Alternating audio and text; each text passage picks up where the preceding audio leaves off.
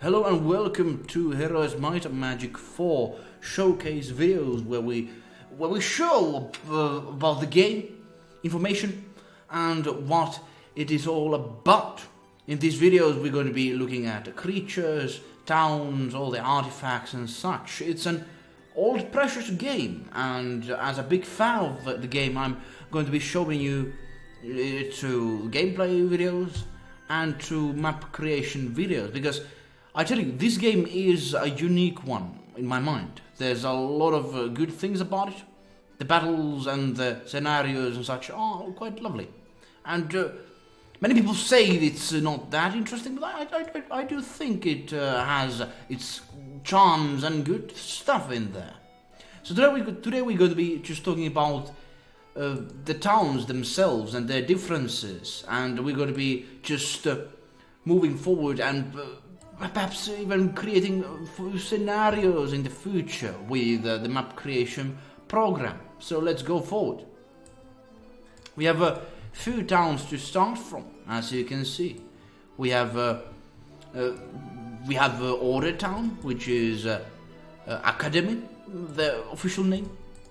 Then we have a Haven, that is City of Life for humans, human people, and then we have Preserve, which is for Nature City, and then we have Asylum, that is for dragons and Ifriti and all these sort of creatures.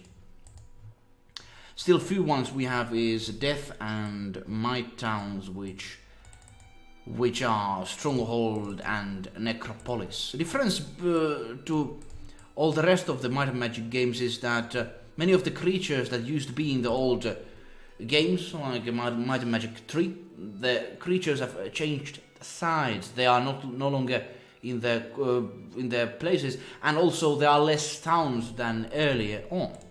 So there are some differences, to compare to the other Might and Magic games. But when you look at it from outside perspective, how do these towns look like? Well, we have Order Town, which is home of many creatures, such as dwarves, hobbits, and halflings, as they're called, and others. And it's very this sort of all-encompassing town. There are a lot of heavy hitters there, and of course in this game you have to defeat your opponents and collect all the magic resources and such. And heavy hitters like titans and dragon golems are quite useful. And also there's some magic-based enemies, creatures as well in the towns, such as Wizard and Genie. My personal favorite is Genie because of its variety of skills and usefulness. It's not that strong when it comes to melee combat, and it has to very much stay away from the opposing side, but it has its strength with its magic-based attacks. Also, you have a few hero types when you look at the academic heroes, what you're able to get. And few of them are mage, and then there's also Lord class that is able to take financial responsibilities with its actions and also make your kingdom much more richer. And it's very it's very overlooked, underlooked class, I do think, the Lord class, which is actually pretty useful, to be honest. In the game, they generate resources from nothing, so they have their usefulness. Mages are pretty alright. Their basic skills are quite small yet useful ones, and the spells overall with the faction of Academy are all-encompassing. Some are attacking spells, some are defense spells that help your creatures be more powerful in battle, and some others are weakening spells to your enemies. The next faction, which is I do think, at least perhaps considered one of the weakest, because it's kind of like a human faction, I suppose. Perhaps it's my just assumption. Possibly it is. There is the Life faction, which is quite well. Life faction has many interesting things. The creatures themselves do not look that interesting, and aside from the angel, they are like these crusaders, pikemen, and some squires.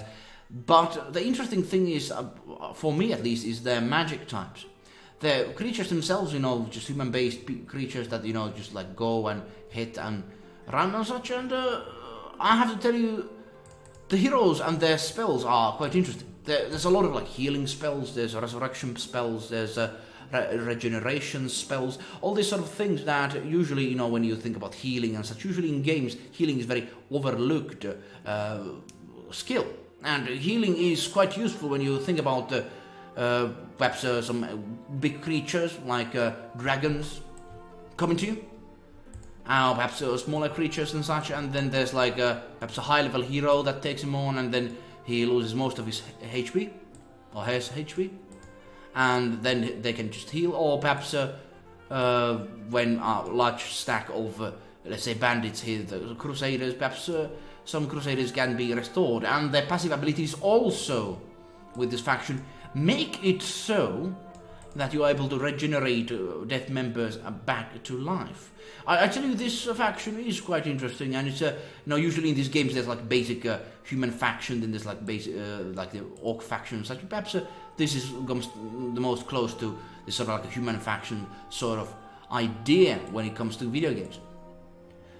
Death faction is not my favorite. Perhaps it's just for the aesthetics, but it's useful when you think about skeletons and imps as their basic units. Imps steal MP from the heroes, and skeletons are quite resistant to all sort of damage, especially ranged one. It's quite useful. It's quite useful. And the standard unit is of course vampire that can restore dead members back to life just by attacking, which, if you fight against living creatures, is quite a skill to be had. It is. Then there's some devils and such that they can teleport from place to place. Useful, I suppose. Yes, it is. But the interesting thing is that the heroes themselves in this faction, of course, there's like in the life faction they have like knights that can have like tactics as their main basic skill set. We have also a skill set that is interesting in a sense that the life faction and dead faction are like opposite side of each other. The dead faction have death knights that have basically the similar type of skill sets towards the knights, and tactics and leadership and such. And the necromancers themselves are in the beginning quite weak, much weaker than the the life priests. They can do bless and the sort of like healing spells, which are quite useful even in the later on the game. But they can, perhaps the poison is the most useful skill for them, but when they are low level, it's not useful at all. Perhaps just trying to tempt some enemies into attacking. That perhaps is their use. Perhaps. The interesting part of this whole thing is that the dead faction, their heroes have some high-level good spells, but they, this faction, on my mind, is very much focused on the undead creatures, because they have this undead raising passive abilities. These necromancers have that, and they can raise a lot of skeletons even after defeating enemies on their battles. The most strongest faction when it comes to overall anything I do, well, at least creatures and such, and the tactics, is Might faction. Might faction has less hero types, but the advantage of the fourth faction is that, of course, the units are cheaper. They are a bit hard to control, especially berserkers, and yes, when you think about ogre mages, what are you going to do with them? Perhaps behemoths are too slow, and perhaps thunderbirds are too weak. The interesting thing is that this whole town generates so many of these creatures that if you just leave one town alive and you have like 5 towns against it, in the long run this faction is going to win, because they have breeding pens and they can get creatures come from them. Yes, quite a lot of them. So yeah, it's sort of this sort of infestation faction, and also very good against magic-based opponents, especially high-level heroes have abilities to be against magic in general, overall. My favorite faction overall in this game is Chaos, as just the Black Dragons to make my day very nice. When you think about the most highest level of HP in the whole game, very, very lovely creatures. Dragons, of course. Like, how do they use dragons film, of course. Of course, every youthling in this current day and age, they just look at, oh, dragons, of course. But then they have bandits that are very good in early game scouting. I used to not use creatures by themselves in this game, as you can like have your creatures be just by themselves, move around and collect resources. I didn't used to do that until I watched some gameplay sessions of this game, where the YouTubers and such, they use these low-level creatures to scout map by themselves, and it's quite useful, especially with thieves that can go past basic level 1 creatures with ease. There's no problem, no problem. And also, they're useful. They have the larger numbers, they have great speed as a low-level creature, not bad at all. And orcs, they are alright. They can do some attacking and some throwing and such, and it's perhaps the tactic with the orcs is that you bring them in front of the battle with the bandits and then they start throwing, because their range is quite short. So it's like an okay creature. Then there's Minotaur that is quite heavily... I do think there's like a chance of it being very good at some occasions, because they can defend against any attack sometimes. I don't know about the chances, but sometimes some big creature may come even for the low amount of the Minotaurs, and Minotaurs can defend it. It's quite useful. And the strongest creature on the whole game is of course Medusa, that can make so that creatures turn into stone. And it's quite nasty little skill right there, I tell you that much, because stone, of course, when you get, even your heroes can be turned into stone, and then you lose them, and that's that, just by that, without damage, it's just, they just turn into stone. Not very good. And overall, even the Hydras, the other opposite level 4 creature, is useful, as they have multiple attack directions while they are very slow in their movements. The heroes themselves, in the Chaos faction, they are very much aggressive attackers with their spells, their fireballs and such, and sometimes they even make their own creatures much stronger. And disintegrate and these sort of abilities that make so that no undead creatures can actually be raised from the dead creatures is very useful against. It's useful against many factions, even like angels. They are able to resurrect people. So it's useful. It is quite useful little skill to have and useful to have a high-level sorcerers in your army. The most powerful hero on my mind is and perhaps a bit too overpowered, is Thief. And Scout, I suppose Scout is it's Thief, yes. So thieves are able to go past creatures like the bandits, but if they get high level, they can go past everyone. So even by themselves, they can just take cities and control them and such. And it's pretty useful. It's pretty useful, yes. But hard to get... it's not that hard to get these thieves to a high level. And also, if you give them any combat skills afterwards, they are quite dangerous. And I have to tell you, it's very hard to fight against these sort of tactics, I have to tell you. The last faction which I'm talking about today is Nature. And Nature is the second strongest on my mind, because it has summoning skills and also it has might-based, this sort of attacking people with their arrows and such. Their normal archer heroes are quite useful, and they can be very heavy hitters, especially if they get some special bows that can attack 2 times. You just have one Legolas there, just shoot everybody there.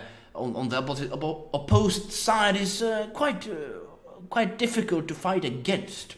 Also, the heroes that are called druids, they can summon creatures, all sorts of monstrosities, and they can be armies by themselves, just spawning armies of water elementals and dragons and such, just in front of them. Very dangerous, have to be dealt quickly, especially if they are combining all the magic spells in their arsenal. The creatures in Nature faction are alright, I suppose. The pixies are very good in scouting as well. They cannot go past all the creatures, but they are able to go very long distance and also in the battle as well. And there's no retaliation when they attack your creatures, so, you know, they have their usefulnesses. Wolves are that can attack 2 times. It's kind of like an alright creature, and very good long-time creature to have. A lot of these, a lot of elves is always a good choice because they can attack twice. When you have a creature that can attack twice, always very good. And you know, when there's like a creature, like flying creature like Griffin that has no retaliation going for it, it's you can do a lot of things. With this sort of group, you can do a lot of things. These can defend the archers. These can, both of these can go and pick creatures one by one. It's quite useful. And the strongest units, at least on my mind, of course, they have the phoenixes. But the fairy dragons are good with their magic mirrors and their high level spells, which they can use by themselves without any help of heroes. I tell you, this is a very good choice when you think about the faction, because they have some special buildings that can generate creatures at later stages when you look at creature portal and these sort of things. And overall, this is perhaps when you think about the chances between each faction. I tell you, the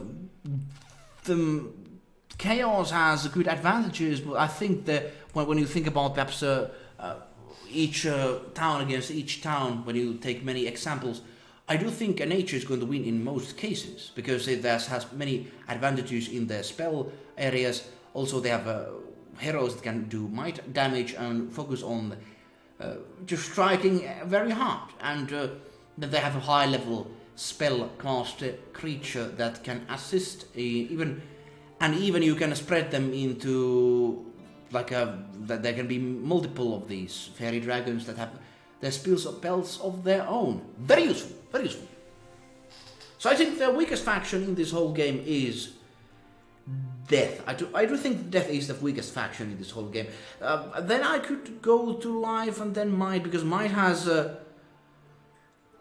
Might has gold golems. I forgot to mention, gold golems are quite heavy resisting defensive creatures when you think about your armies, and then they have magic casters. But the problem is that, you know, that one of the other hero classes is Lord class, and Lord class, if you level it up, it's basically a hero in your own town. You can really move it around too much, aside from with armies, with high armies. And the Might is, I think, the Nature comes first. Might is the second greatest, because it can just send high-level Might characters, which they can easily focus on, especially getting bonuses from the cities and such, to just match armies that have weak heroes and even high numbers of creatures in them.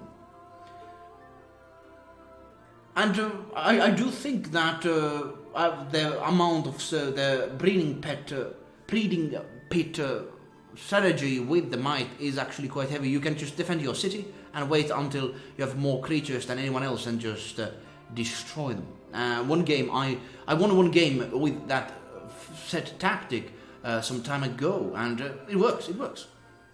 Thank you for watching Heroes Might and Magic 4 videos about the game and about the whole thing. We're going to be talking about later and showing some gameplay later on with this channel. If you want to see more Heroes Might and Magic content, subscribe to the channel, like the videos, and share the videos. Thank you very much.